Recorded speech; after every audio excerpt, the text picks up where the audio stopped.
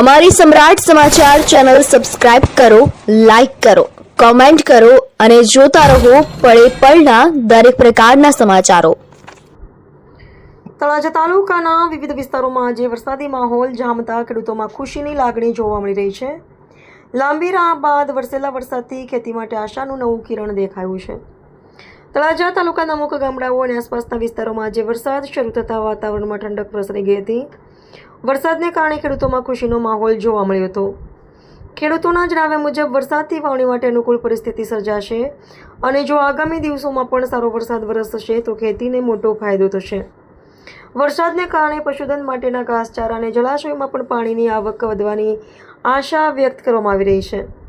જો કે ખેડૂતોનું કહેવું છે કે એકાદ વર્ષથી પૂરતું નહીં બને, પરંતુ આગામી દિવસોમાં નિયમિત અને સારો વરસાદ પડે તો ખરીફ પાક માટે ખૂબ જ લાભદાયી સાબિત થશે। તળાજા તાલુકાના કેટલાક વિસ્તારોમાં શરૂ થયેલા વરસાદે ખેડૂતોના ચહેરા પર ખુશી લાવી છે। હવે સૌની નજર આગામી દિવસોમાં પડનારા વરસાદ પર ટકેલી છે।